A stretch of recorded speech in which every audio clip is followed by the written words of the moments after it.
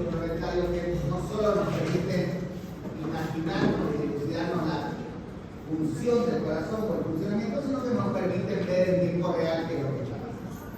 Una de las principales utilidades que nosotros tenemos a la hora de evaluar una radiografía es obviamente vamos a partir de la arquitectura, de la estructura del corazón, y van a ver que está entre comillas el tema de la función, porque si bien nosotros no vemos al corazón en movimiento, por ende no lo vamos a ver funcionando, sí podemos estimar si es que está alterada o no su función. Si por ejemplo vemos, nos encontramos frente a un corazón con una cardiomegalia grado 4, pues el sentido común nos está diciendo que no está cumpliendo su función la ley de Frank-Starling y por lo tanto probablemente la fuerza de contracción va a estar alterada. Luego nos va a permitir ver cuando hay sobrecarga, aunque no siempre visible, y evaluar las valvulopatías va a depender si estas son calcificadas o si estas son prótesis, como vamos a ver más adelante. En algunas situaciones, como pacientes que requieren cuidados críticos o que están internados en unidades de cuidados críticos, las radiografías también se las hace de manera seriada, a veces realizándose todos los días o más de una vez por día, y aquí cumplen una función o un rol de monitoreo o de seguimiento del paciente. Nosotros, no existe un paso a paso único o esto se evalúa primero, esto después. Eso generalmente cada uno o cada quien realiza la secuencia en la cual tiene que mirar la radiografía, y eso aplica para todos los métodos complementarios, sea cardiológico o no. Lo único que uno tiene que intentar hacer es todas las veces seguir la misma secuencia para no olvidar evaluar algo, ¿no? Obviamente nosotros podemos ir desde una visión general, es decir, de ver a grandes rasgos que es la radiografía, hasta terminar con anomalías o anormalidades en la densidad, y esto nos va a permitir que todas las veces no saltemos nada y que podamos evaluar. Pues cuando nosotros agarramos una radiografía de tórax y estamos evaluando un paciente cardiópata, o en el caso de ustedes estamos en la asignatura de cardiología, lo primero a lo que los ojos van es al tamaño del corazón.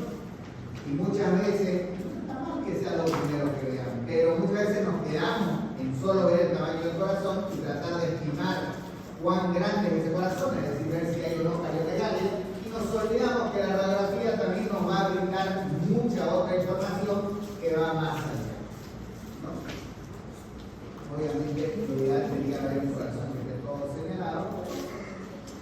Si nosotros tenemos esta radiografía de tórax y nosotros nos vamos directamente a ver la silueta, puede ser que alguno discuta ahora y diga, me parece que tiene una cardiomegalia grado 1, ¿no? Y nos quedamos viendo solo eso y de repente nos pasamos por alto si tiene o no tiene congestión porque se está viendo más la arteria pulmonar derecha, pero vamos a pasar por alto esas muescas que se ven a nivel de las costillas, ¿no?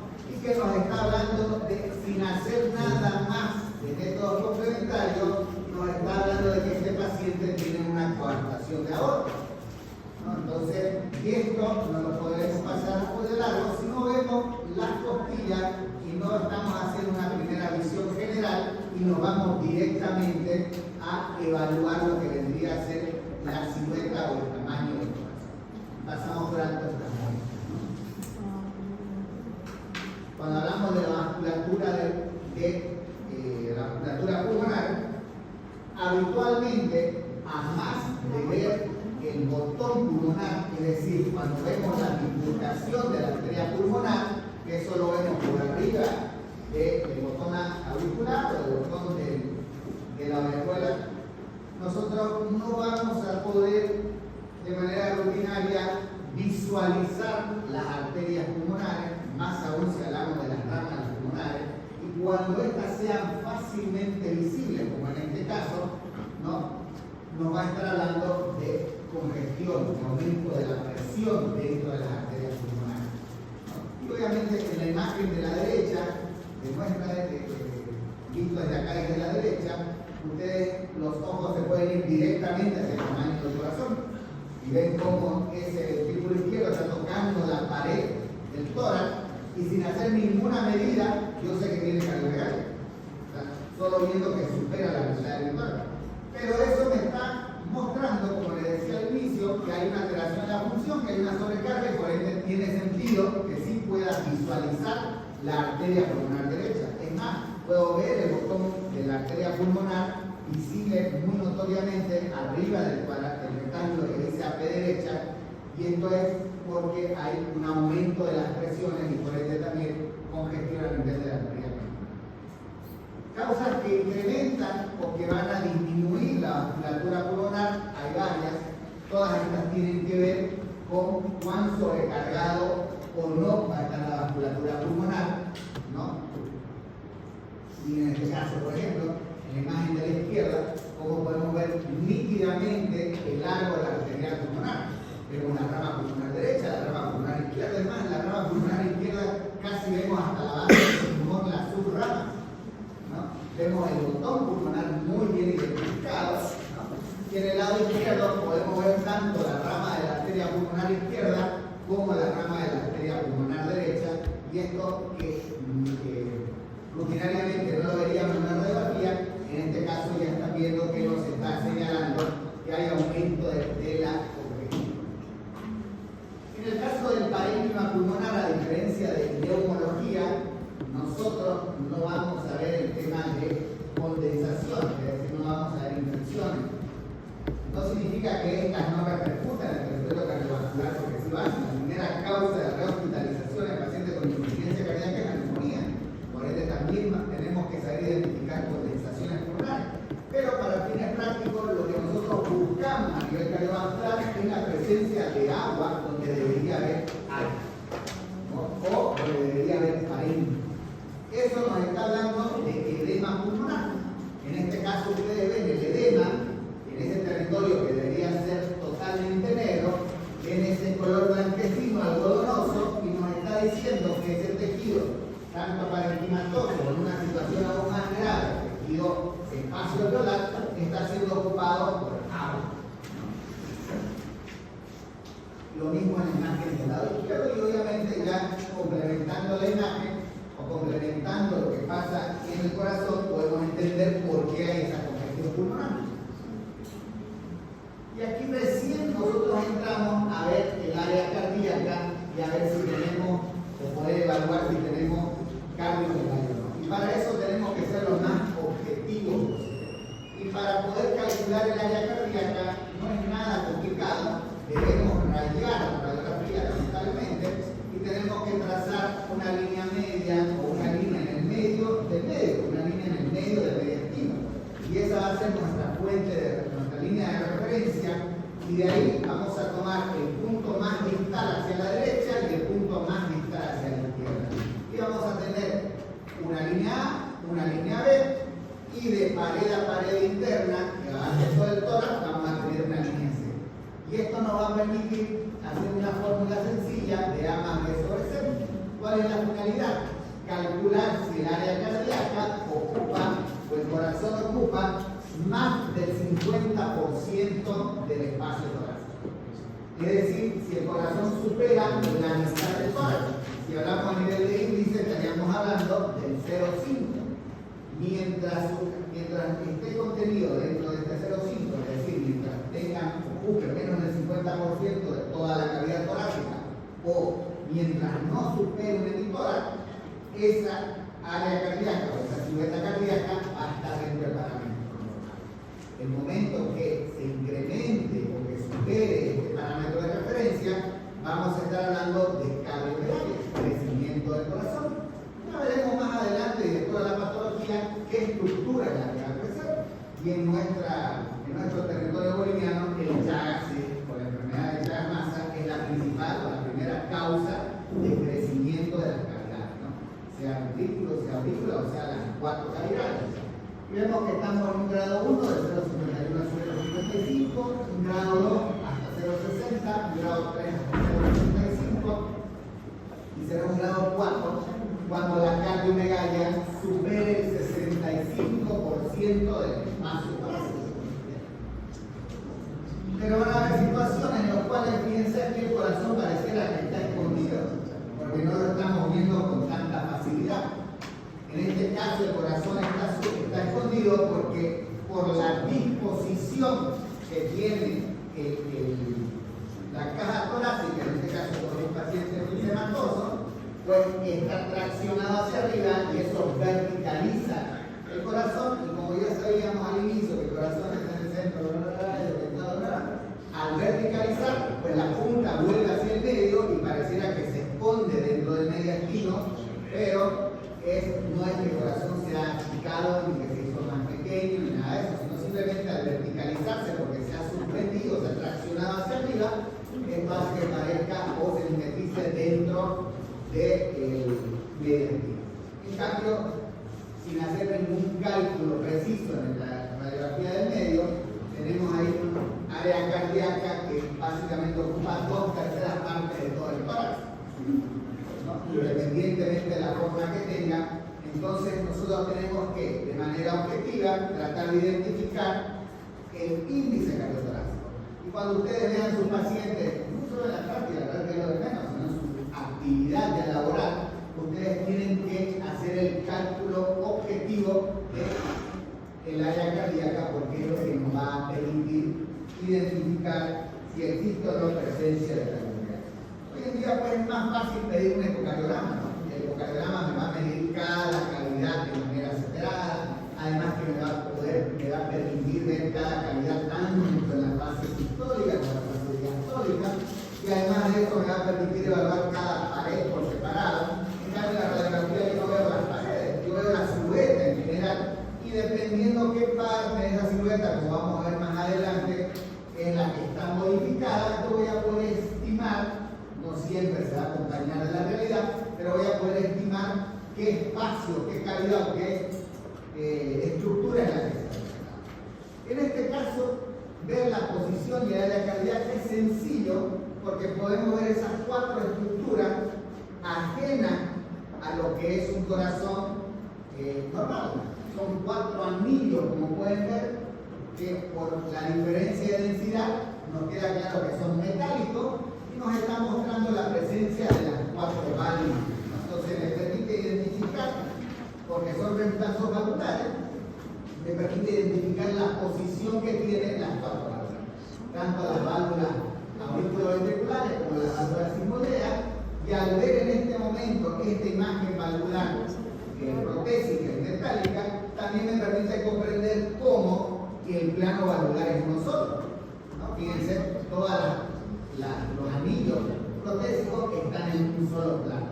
Lo único que estoy haciendo es viendo desde este lado, que una está más arriba que la otra, pero es un solo plano que divide el territorio auricular del territorio ventricular. Entonces nosotros nos imaginamos ahí la válvula mitral, la válvula aórtica, la válvula tricúspide y la válvula pulmonar. Y lo mismo si nosotros vemos de uno u otro lado a este paciente, vamos a poder identificar dónde se encuentran los diferentes planos. Habrá situaciones en las cuales el corazón, en vez de estar orientado, como dijimos, de derecha hacia izquierda, se va a orientar de izquierda hacia derecha. Esa situación se va a llamar dextrocardia. Cuando esta dextrocardia, esta rotación del corazón hacia el lado derecho, no se acompañe de un cambio de posición de los órganos, se va a llamar situs solitus, es decir, solo el corazón arrotado. Nosotros podemos ver cómo el espacio gástrico está al lado izquierdo donde corresponde y el territorio hepático, por ende el hígado, que está al lado derecho. O sea, el único que rotó es el corazón. En cambio, en esta otra, donde se está realizando incluso de contraste al tubo digestivo, nosotros podemos ver que el corazón rotó hacia la derecha, pero también han invertido la posición de los órganos, donde vemos que el estómago está a la derecha y el hígado está a la izquierda. Por ende, esta dextrocardia se acompaña de un situs inversus, es decir, los otros órganos y las otras estructuras también han cambiado de posición. Nosotros vemos esta imagen y tenemos que ir identificando las diferentes estructuras que la componen Y esta estructura la vamos a poder apreciar a través de las diferentes partes del gordo del contorno cardíaco, donde vamos a poder ver dónde se encuentra la aurícula izquierda, dónde se encuentra la aurícula izquierda, la aurícula derecha, el ventrículo izquierdo, el ventrículo derecho, porque ya sabemos que el ventrículo derecho es lo que está anterior y el ventrículo izquierdo es lo que está posterior. Entonces, esto nos va a permitir, más allá de lo lateral, nos va a permitir ubicar algunas estructuras que tienen que estar al lado derecho y algunas en el borde derecho, perdón, y algunas estructuras que tenemos que ubicar o tenemos que buscar en el borde izquierdo. Ahora veamos estas estructuras en la radiografía toral. Cuando vemos la radiografía toral, esto es lo que nos imaginamos nosotros y esto es lo que en teoría nosotros estamos visualizando. Ahí vemos cómo en la radiografía podemos identificar las diferentes estructuras cardiovasculares a través de los contornos. Es decir, donde se encontraría la arteria subclavia, donde estaría el botón aórtico, el botón pulmonar. Nosotros le llamamos botón auricular, pero en realidad correspondería a la orejuela, donde está el ventrículo izquierdo, que es la punta del corazón, donde podemos ubicar el territorio venoso partiendo de las cavas, la aurícula derecha. Todo esto, obviamente, habrá situaciones en las cuales sean más visibles que otras, pero hay algunas estructuras que sí o sí vamos a ver. El botón aórtico lo vamos a ver siempre. El botón aórtico siempre va a ser visible.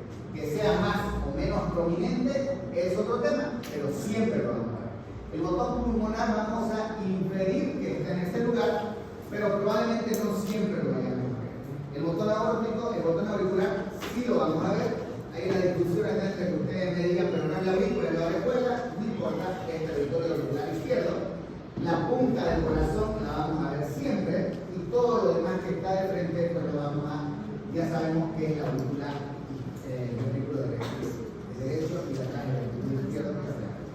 Y al lado derecho pues están las estructuras del lado derecho. Fundamentalmente vamos a ver la aurícula del lado derecho.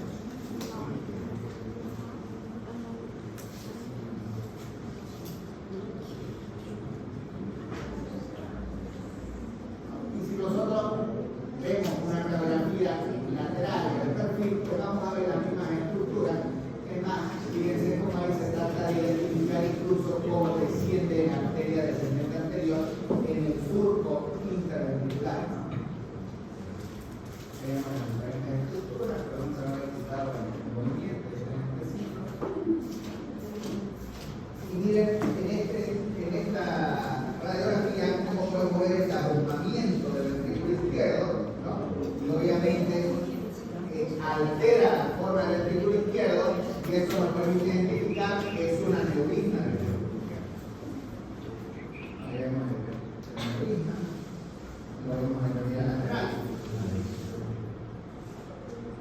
En este caso, buena pregunta.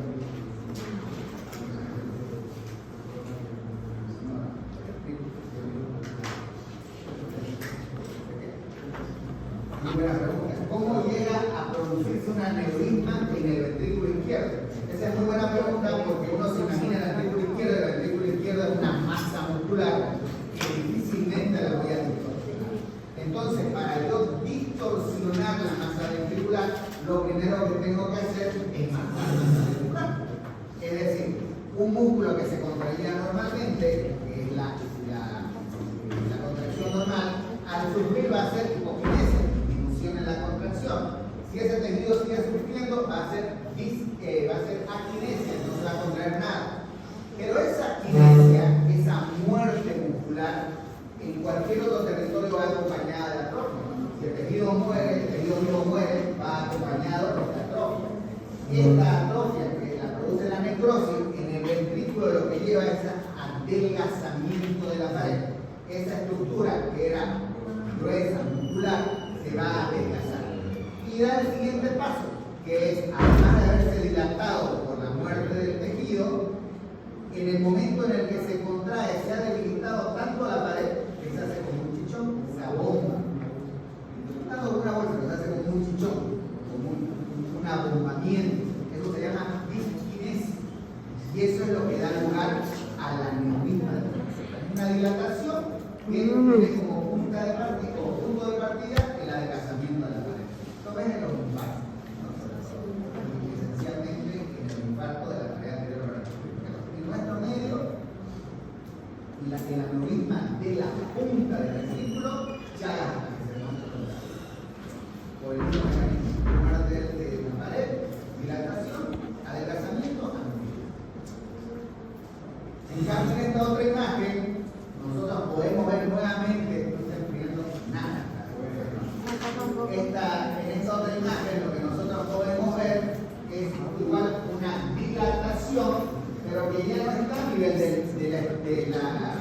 si no es la cardíaca, sino que está por arriba, en el mediastino.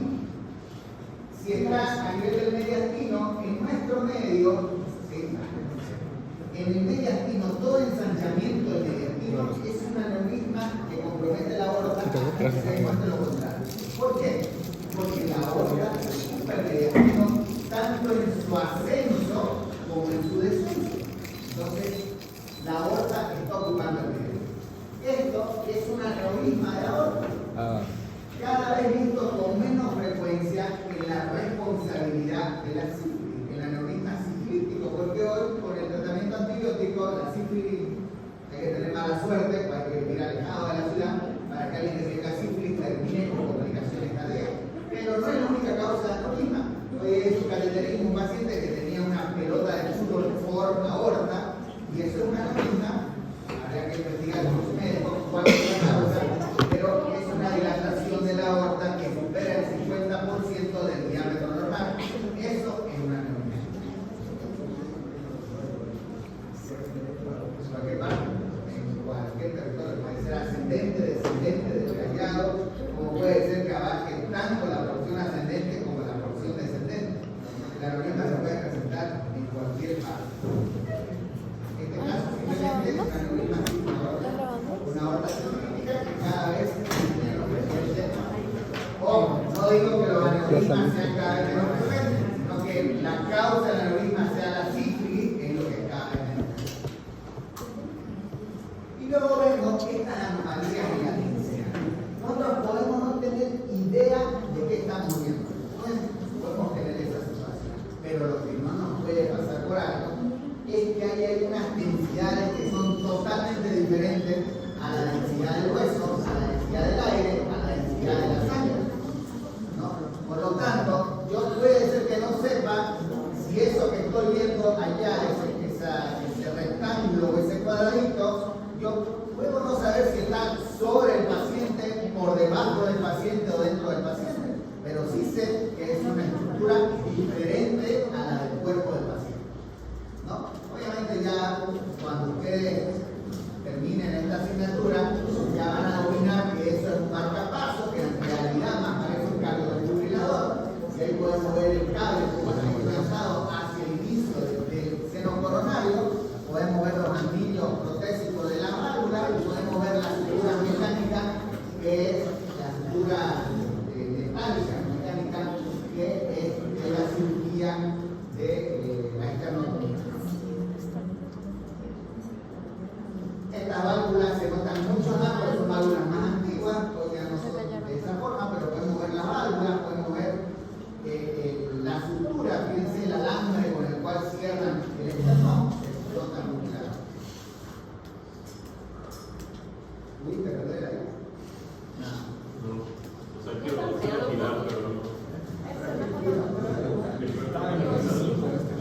en condición de que no podemos hacer. Dilo. Se siente más frío, sí. ¿No está en ventilador? A ver. Hay otro. Es que estaban en 25.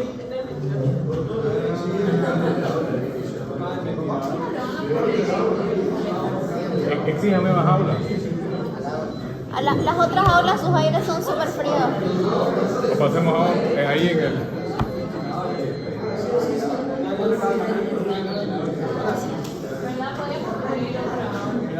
Pasa es que para volver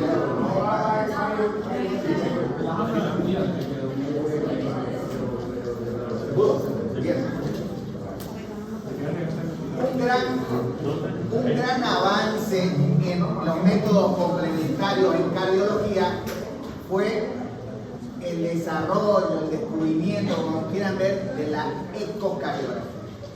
Porque la ecocardiografía nos permite ver lo que la radiografía ve y más. Nos permite ver la estructura del corazón, pero sobre todo nos permite ver al corazón funcionando. Quien ha visto alguna vez un ecocardiograma puede ver al corazón funcionando.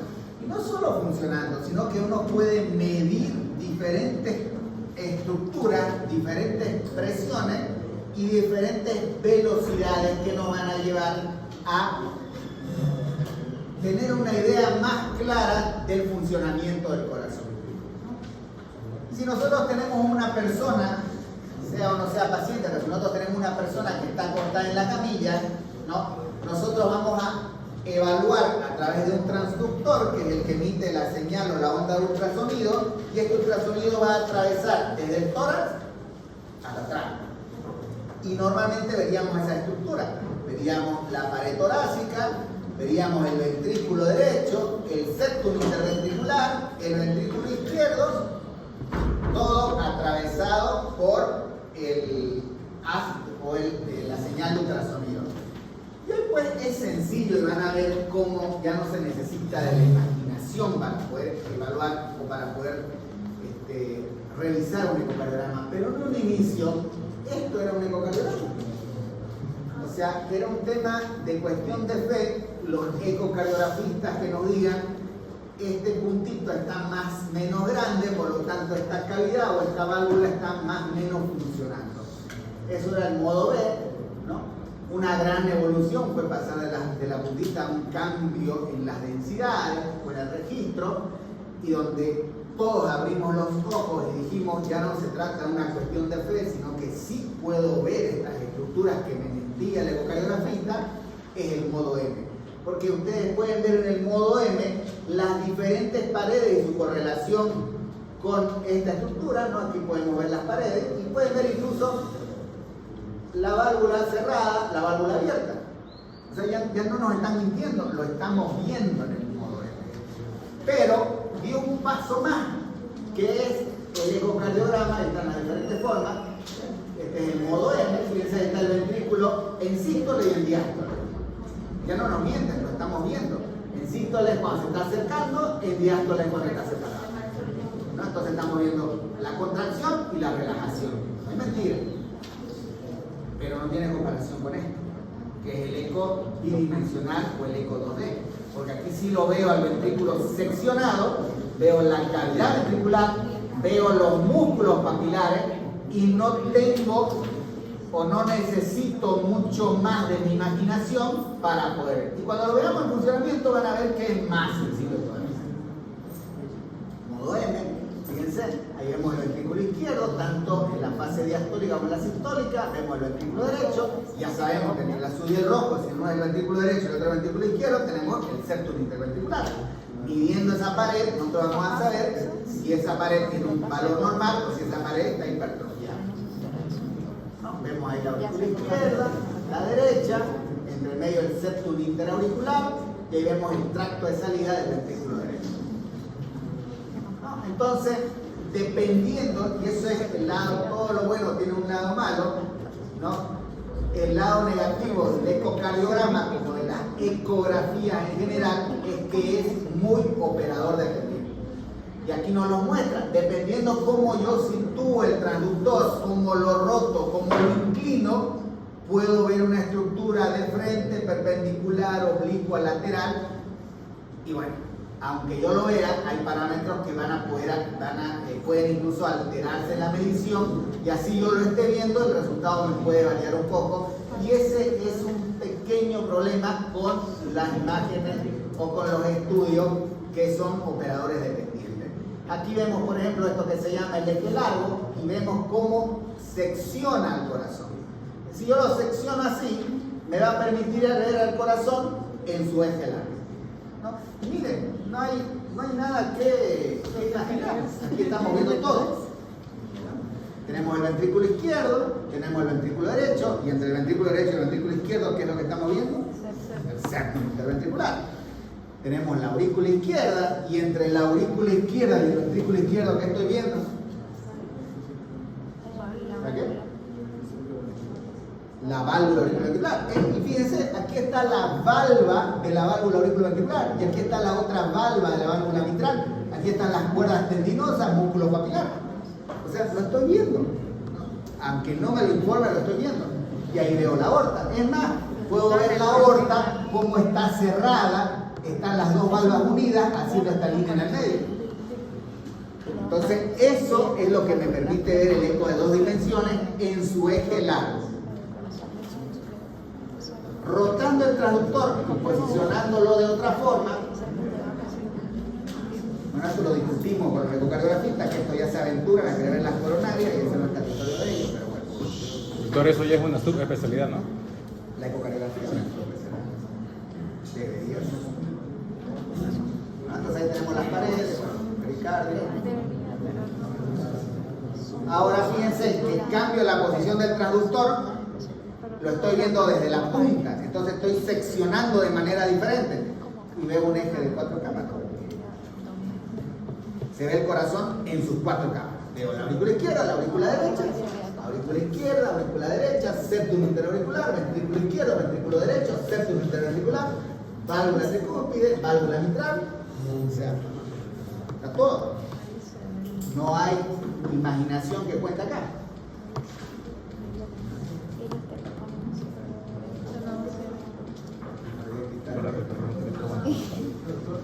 Doctor.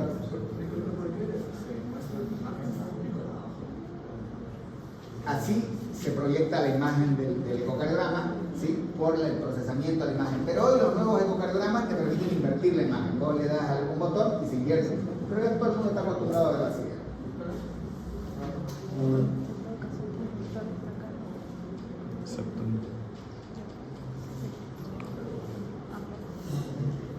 ¿No? Vemos la punta igual, solo que se rotó. Ya la sección no es en este sentido, sino en este sentido. Entonces vemos, ya no vemos 4 cámaras, vemos 2 cámaras. Estamos viendo solo aurículo y ventrículo izquierdo, ¿no? Aurículo izquierdo, ventrículo izquierdo, válvula auricular ventricular, válvula mitral.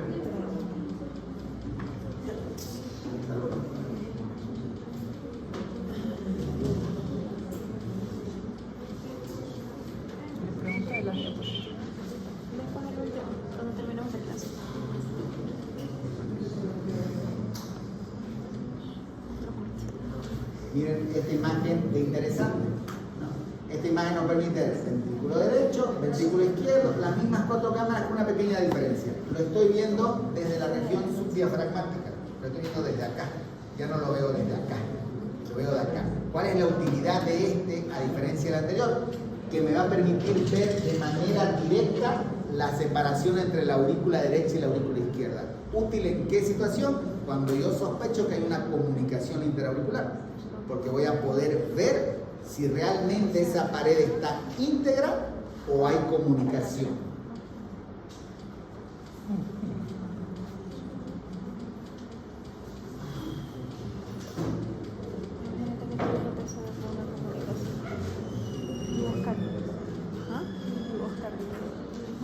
Y esto es más, bueno, no es que sea más útil, pero para evaluar la contracción es donde nos permite identificar las diferentes paredes. Fíjense, ahí estamos viendo un corte de la punta, ¿no? Esa es la punta del ventrículo izquierdo, donde se ve poco ventrículo derecho. No es el ápice, es el corte apical. Por eso es que aún se puede ver algo de ventrículo derecho, pero ya es el final. Lo demás, fíjense, ese anillo es el ventrículo izquierdo, es la punta del ventrículo izquierdo. Y vemos, obviamente, pared inferior, pared anterior, pared lateral y pared septal. Si hacemos un corte más posterior,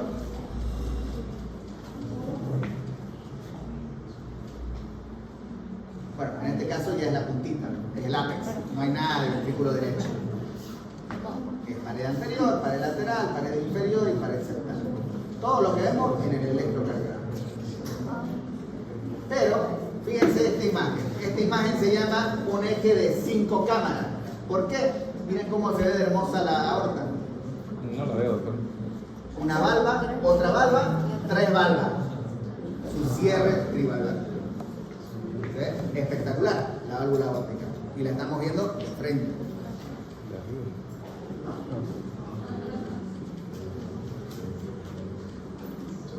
La pesadilla.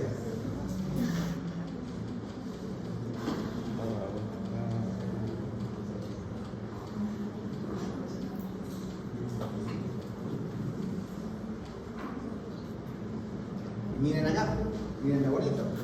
La válvula mitral abierta, la boca de Pencao. Aquí tenemos una valva, que es la valva anterior, la valva posterior abierta.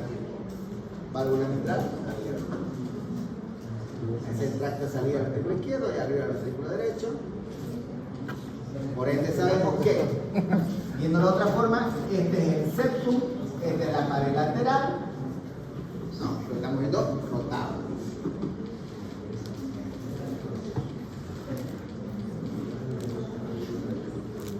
Pero no solo podemos ver la estructura cardíaca, también podemos ver los grandes vasos. Fíjense cómo podemos ver la aorta, la arteria pulmonar e incluso la subclavia y vasos de cuello.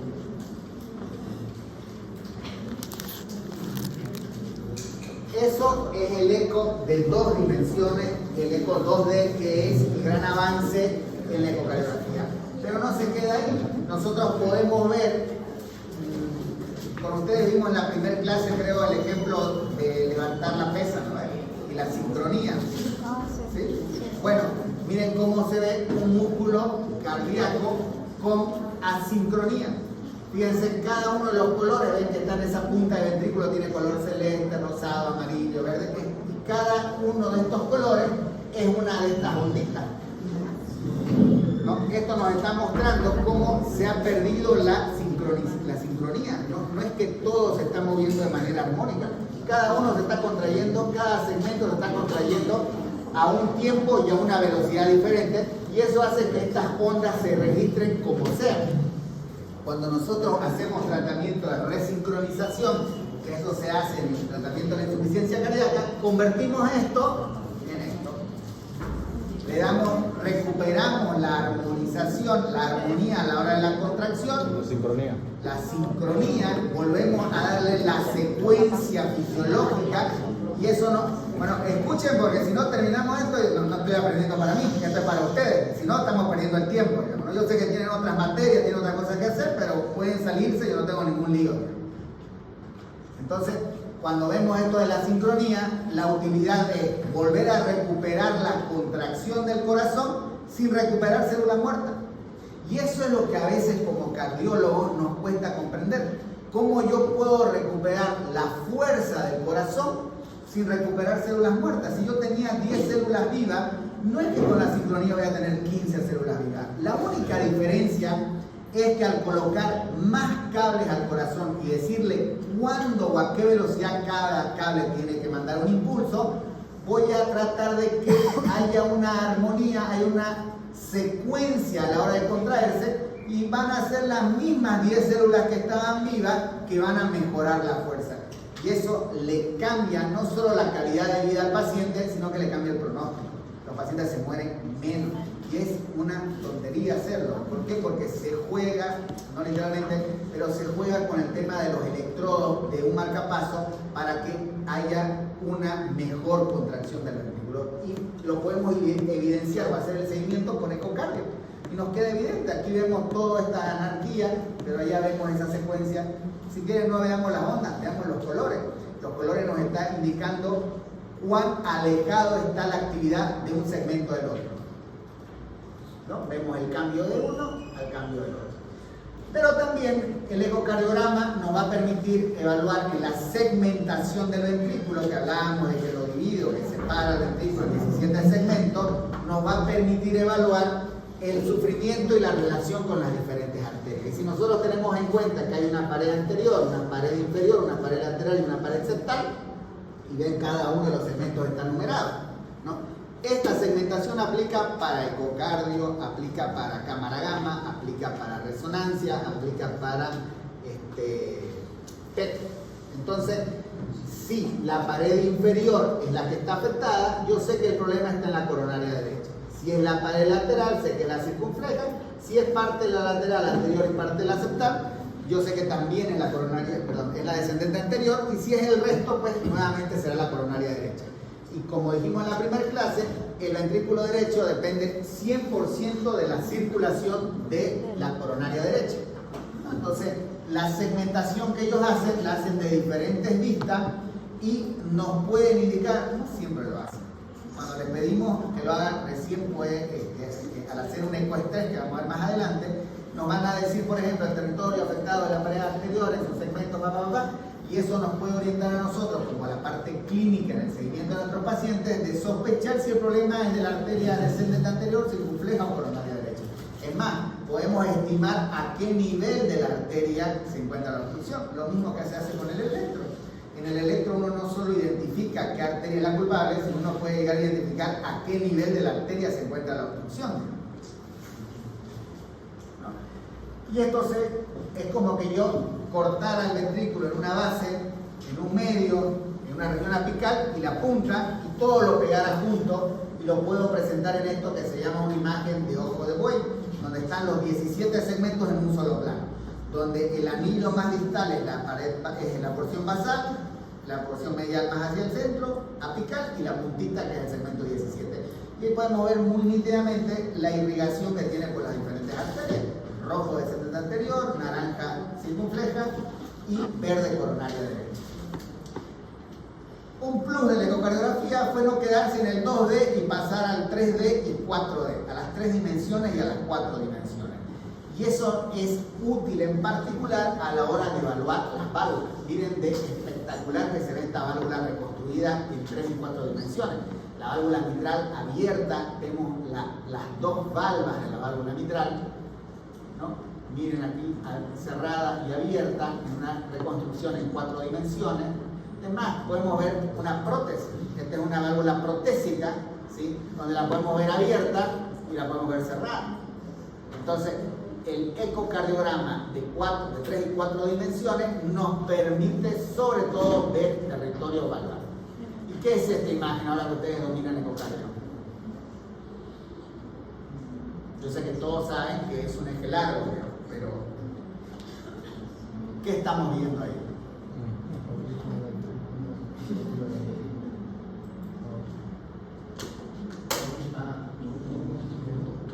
¿Qué? Una placa. Ajá. Lo que estamos viendo es un super trombo, ¿no? Aquí arriba. Un trombo que está bamboleando por ahí, ¿no? A punto de quedarse. ¿Y aquí qué estamos viendo? Una válvula. ¿La qué? ¿La qué? Aorta. No. ¿Qué estamos viendo aquí? Un zoom del trombo. ¿Qué estamos viendo aquí? ¿Qué se les ocurre? Una comunicación. Ahora que son casi ecocardiografistas. Una comunicación. Interauricular.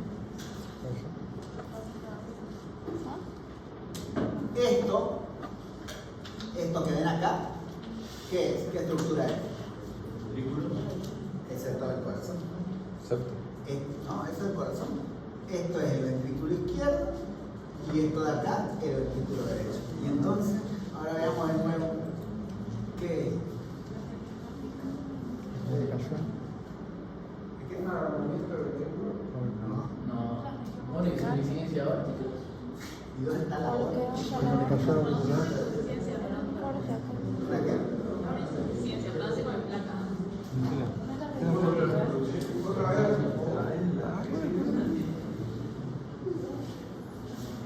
Una comunicación interauricular. No se puede encontrar bien. Esto, miren, es maravilloso. ¿Qué es este espacio acá? Ese es el pericardio. Entonces aquí lo que estamos viendo es un derrame pericárdico. Es un derrame tan grande que el corazón está nadando ahí adentro. Eso se llama swimming heart. El corazón tiene ese fenómeno de que está nadando ahí adentro. Pero no es lo habitual. No es que uno ve regularmente en un derrame. Este es un derrame grande, ¿no? Se han separado totalmente las dos capas del pericardio y una vez que uno ya sabe qué es lo que ve, le impresiona ver cómo ese corazoncito está dando vuelta dentro de ese espacio, dentro de esa piscina. La otra parte del ecocardiograma es el Doppler. Ustedes cuando lean una solicitud de ecocardiograma generalmente escribimos solicito, favor, realizar ecocardiograma, Doppler color. Ecocardiograma es todo lo que vimos. El Doppler tiene por finalidad evaluar y medir velocidad. velocidades y presiones. ¿Dónde me vas o para qué me va a ser útil eso? Para evaluar las válvulas. Me va a permitir evaluar a qué velocidad pasa la sangre a través de un punto. Lo más frecuente es la válvula, pero también me va a permitir, como decíamos hace un momento, en la comunicación interauricular para saber si el shunt va de izquierda a derecha, de derecha a izquierda, ¿no? Esa es la utilidad. Y el color que uno pide, a nosotros no nos importa, eso le importa al ecografista. Le permite ver que lo rojo es que se está acercando y lo azul es que se está alejando. De esa manera va a poder ver y terminar de evaluar el jet del flujo.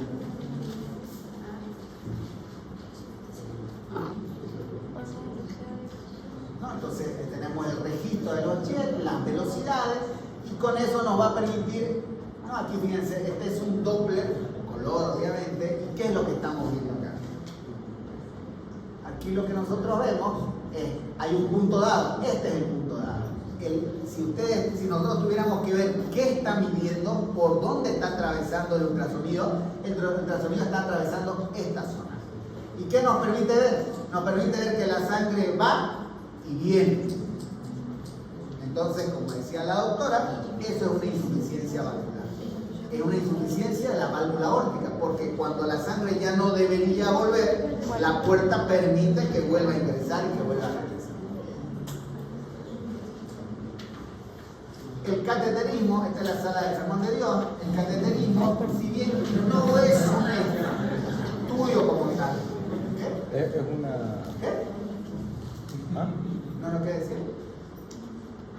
El cateterismo como tal no es un estudio, es un procedimiento, ¿ya? Ya afortunadamente se deja de ver como un estudio. Contempla la coronariografía, que es lo que vulgarmente le dicen cateterismo, el ventriculograma izquierda, que no se debería ya hacer. Se hace en algunas situaciones, pero ya no se debería hacer. Y el cateterismo derecho, que desde mi criterio debería pasar olvido porque todo lo hace el ecograma. Tendrá indicaciones de emergencia, el síndrome coronario agudo con elevación del ST, shock cardiogénico, muerte súbita recuperada, angioplastia rescata, angioplastia facilitada. Tendrá indicaciones de urgencia, como el síndrome coronario agudo sin elevación del ST, la angina refractaria al tratamiento médico, la angina post-infarto o pruebas evocadoras de isquemia de alto riesgo. Y todo lo demás se programa. Para todo lo demás no hay para qué correr, no hay para qué presionarnos, todo se puede programar. ¿Por qué? Porque no son situaciones ni de emergencia ni de urgencia. ¿Cuáles son las contraindicaciones? Relativas, un montón, ¿no? Que el paciente no tenga controlada la presión, que el paciente esté infectado, que esté hemodinámicamente inestable, que esté consangrado, hay un montón, pero son relativas. Es decir, que va a depender de la balanza riesgo-beneficio. Y al final es un riesgo que lo termina asumiendo el paciente o la familia, porque uno le plantea que el dueño del cuerpo es uno mismo. Yo no puedo obligar a alguien a hacerse algo, pero es relativo. Y hay una sola contraindicación absoluta el día de hoy. Y la contraindicación absoluta es que la sala de hemodinamia no se encuentre debidamente equipada. Es decir, lo que antes teníamos una lista de relativas y absolutas, hoy todo es relativo. Y queda como absoluta que la sala no esté equipada para afrontar este estudio y sus posibles complicaciones.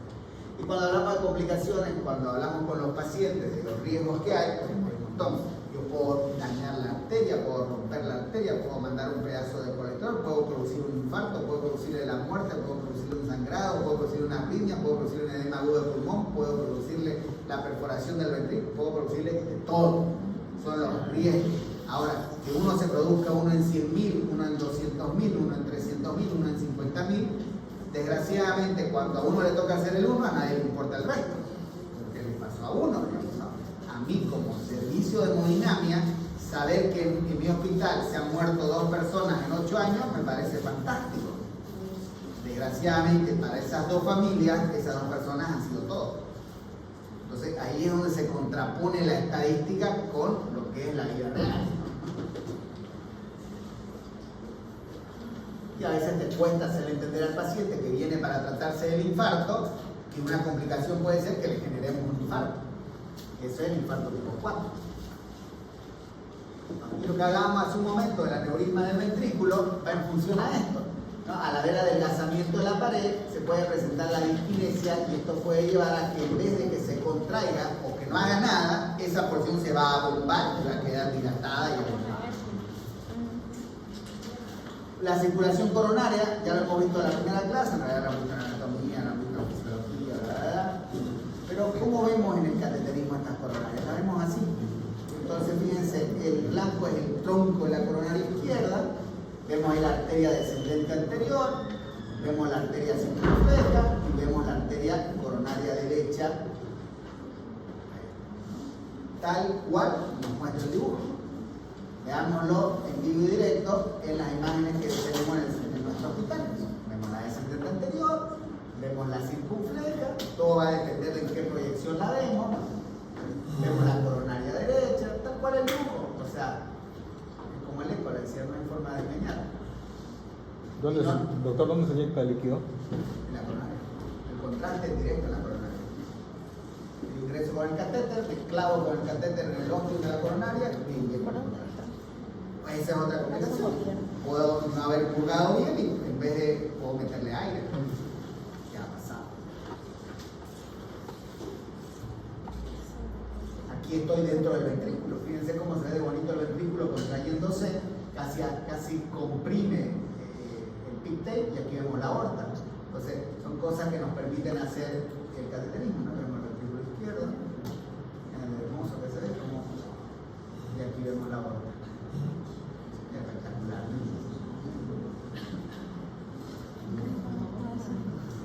Y al igual que el eco, no nos quedamos ahí. Eso es desgraciadamente existe lo que se denomina el ojo, el reflejo oculoestenótico. Es decir, si yo te digo que yo hago hemodinamia, que esa lesión es severa, no me vas a poder creer, porque me vas a creer. Pero mi ojo está entrenado y está cegado, porque todo lo voy a ver estenótico, porque es mi área, es mi profesión, es a lo que me dedico. Y eso se definió como el reflejo oculoestenótico. Entonces se intentó ver la forma en quitarle lo subjetivo. Yo cuando hice el fellow de hemodinamia, uno de mis mayores temores,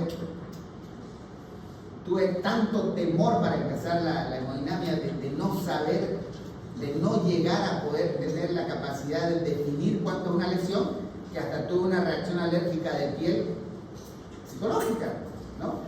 Y cuando llegué, me acuerdo ahí, le digo, ¿y cómo saben ustedes que esta lesión tiene 70% de obstrucción? Y me dijo, porque eso es lo que parece. Y ahí se cayó la objetividad. Después nos llevaron a hacer tomografía, angiotomografía. Y yo dije, bueno, está bien, la hemodinamia es subjetiva, pero la tomografía es realmente objetiva. Y me senté a procesar las imágenes y le digo, ¿y ustedes cómo saben que la coronaria viene por acá? Y le ponemos acá y acá y acá.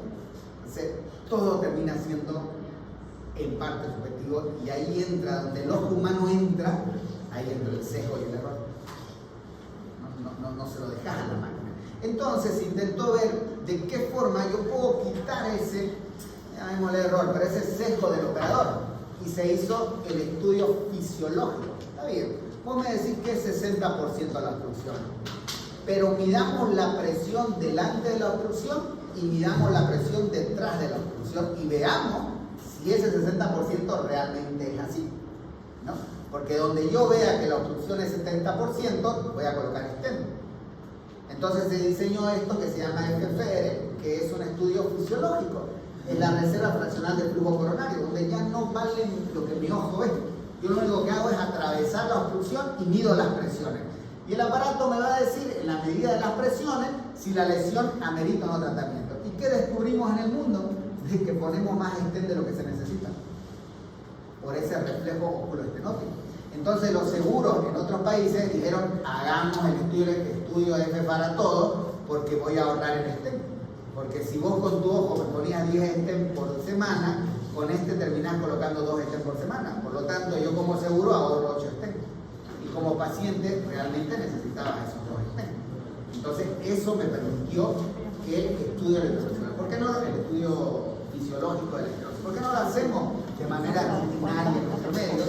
Porque atravesar la obstrucción y medir la presión con ese catéter cuesta $1000.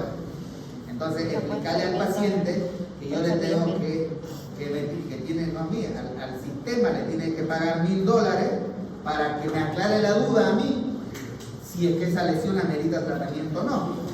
Entonces, eso es parte de lo que nos ayuda.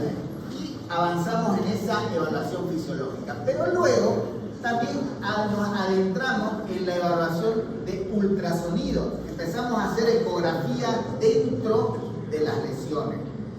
¿Para qué nos sirve eso? Para evaluar dos cosas: las características que tiene la estenosis antes del tratamiento, antes de colocar el stent, y para evaluar cómo quedó el stent después.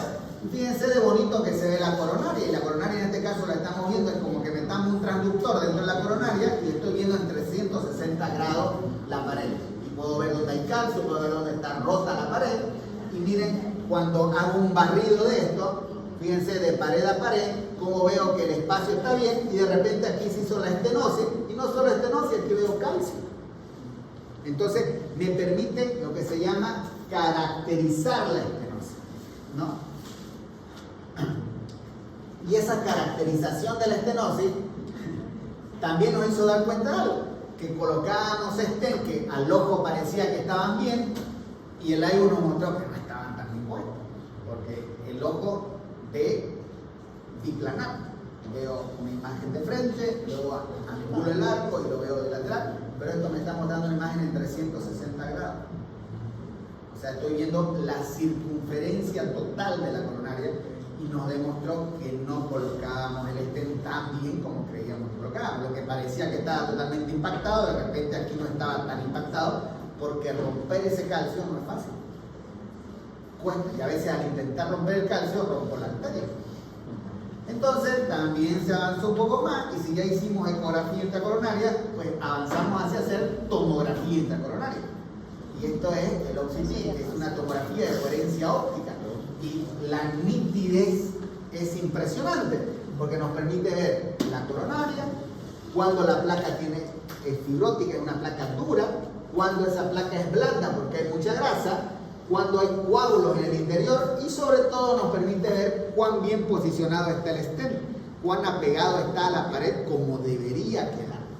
¿Cuál es la diferencia entre uno y otro? Bueno, no es el tema del precio, sino que esa es en la coronariografía, sino que el IVUS, el OCT, la tomografía de coherencia óptica, me permite ver muy bien el endotelio y la región subendotelial, pero de ahí en más no me sirve.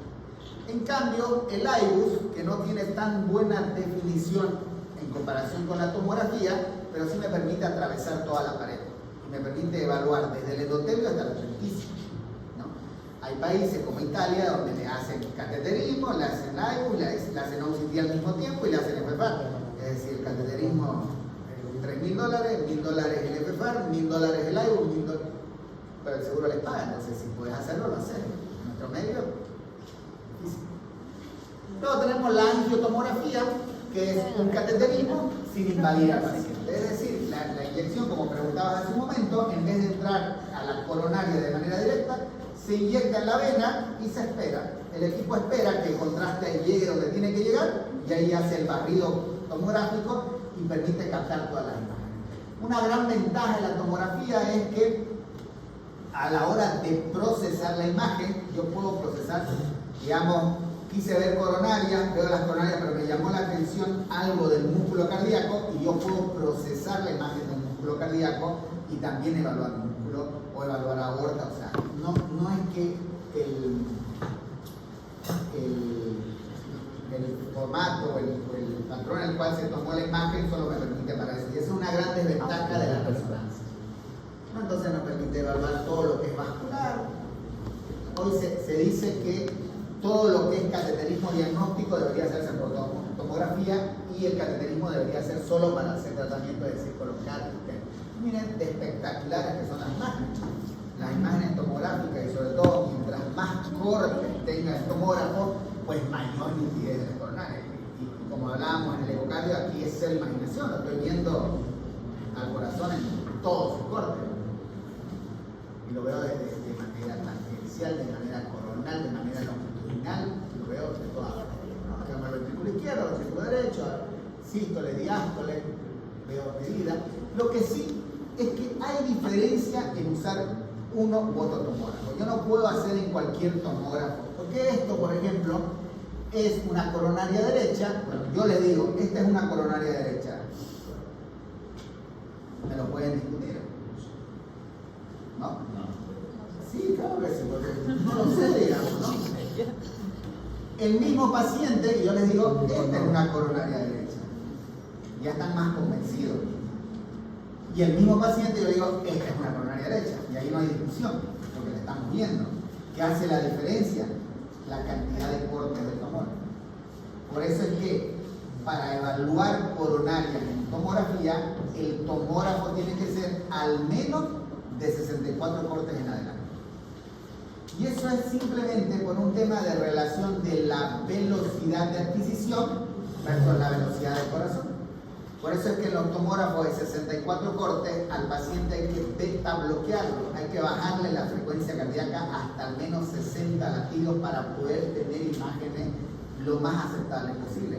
Y por eso es que las arritmias no es un paciente ideal para hacer, porque en este momento puede estar 64 y de repente hace 120. En cambio, en un tomógrafo de 128 cortes, de 256 cortes, de 300 cortes, de 512 cortes, no importa la velocidad que esté el corazón, porque la velocidad de obtención de la imagen va a ser mucho más rápida que la velocidad del corazón. Entonces, hace la diferencia. Y lo que más le impresiona a la gente es la reconstrucción en 3 dimensiones.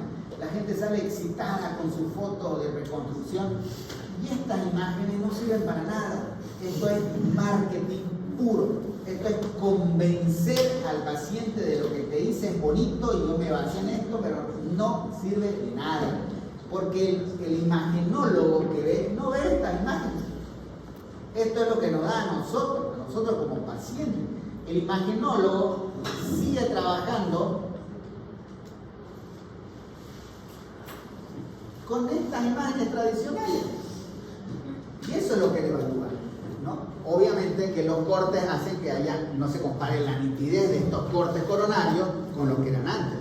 Y esto es lo que le decía a los subjetivos, porque cuando yo voy a reconstruir esto, para que la máquina me haga esta reconstrucción, soy yo el que hace esta línea verde, y le digo va de aquí a allá. Y ella la convierte en esto. Por eso es que esto es marketing. Esto es bonito, es impactante, es hermoso. Pero es bonito. ¿No? Te sirve para presentar en congreso, te sirve para que la familia diga, mira, como cuando le hacen la foto de los bebés en 3D, 4D, ¿no? Es para, ¿sabes lo que hice? No sé qué, no sirve para nada. Saludos. Miren de bonita las coronarias, ¿no? Cómo se ve bonita el tronco, descendente anterior, circunfleja, ¿no? Y te permite sustraer. Esto uno le dice a la máquina, ¿sabes qué? Hay que sacar el músculo, y la máquina saca el músculo. Hay que sacar la arteria y más bien mostrar el músculo, saca la arteria. Y es lo mismo que con el cateterismo. La diferencia es que aquí la inyección es selectiva y por eso aquí estoy viendo solo descendente anterior y circunfleja. Como aquí la inyección fue en la vena del brazo y el equipo obtuvo las imágenes al mismo tiempo, veo descendente anterior circunfleja, pero veo también coronaria derecha. Y veo ventrículo, y veo el otro ventrículo, y veo aurícula, ¿no? Y por eso es que se necesita el procesamiento de las imágenes. Pero es lo mismo, en correlación. Es espectacular que se ve la descendente anterior, coronaria derecha. Miren el calcio por tomografía. El calcio es el principal enemigo de la tomografía, porque aquí, ¿dónde está el calcio? ¿Dentro de la coronaria o fuera de la coronaria? No lo sé, en realidad no lo sé. Y eso el imagenólogo lo va a interpretar siempre como estenosis.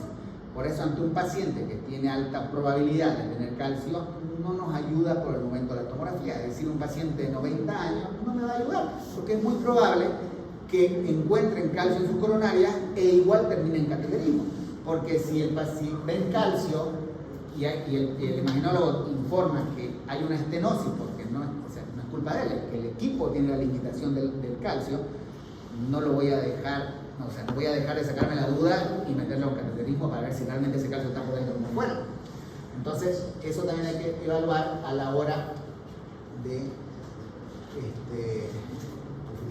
el tomógrafo es sencillo a la hora de catalogar cuán obstruida está una arteria. Nos dice que no requiere tratamiento y un área gris en la cual tenemos que evaluar otras cosas, ¿no? Miren esta imagen, miren ese segmento anterior con una estenosis severa, ¿no? Por tomografía, allá como se ve en el óptimo, lo severa que está, miren la reconstrucción que nos hace, marketing, lo se ve, y miren el cateterismo. Miren de severa que es la lesión por cateterismo. Ostial, ¿no? O sea, aquí lo pueden ver. Ostial, severa. Marketing, severa igual. Esta, para mí, desde el punto de vista de las coronarias, es la mayor utilidad que puede tener la tomografía y es lo que menos lo utilizan los colegas, que es la evaluación de los puentes después de una cirugía de bypass. Porque ir a buscar los puentes de adentro es un martirio. Porque en nuestro medio, a diferencia de Estados Unidos, no nos dejan señalados. En Estados Unidos, donde se hace un puente, se deja una referencia metálica para que cuando uno busque con el catéter sepa, aquí está. Aquí no pasa eso, aquí me refiero a toda Bolivia, en América no pasa eso, y hay que ir a buscar. Y el buscar no es que nos hace perder tiempo. Mientras más tiempo estoy en la sala con el paciente, mayor riesgo de complicaciones. Simplemente eso. En cambio, la tomografía sí me permite identificar los puentes, me permite evaluarlo y hasta me permite saber su ubicación anatómica a la hora de ir a buscarlo sin requerir ir a buscarlo. Miren lo espectacular que se ve ese puente, ¿no? Y los clics, todo eso no es calcio, son los clics con los cuales van cerrando las ramitas laterales del puente. Nosotros evaluamos de manera diferente las lesiones y nosotros, fíjense, tenemos irregularidades parietales, estenosis significativa, moderada, significativa, severa, crítica, suboclusiva y oclusiva. Esta es la forma en la que cuando nosotros hacemos un informe, en esta escala, evaluamos e informamos para que los colegas sepan qué es lo que tienen que hacer. Nos permite también evaluar todo lo que es anomalías congénitas.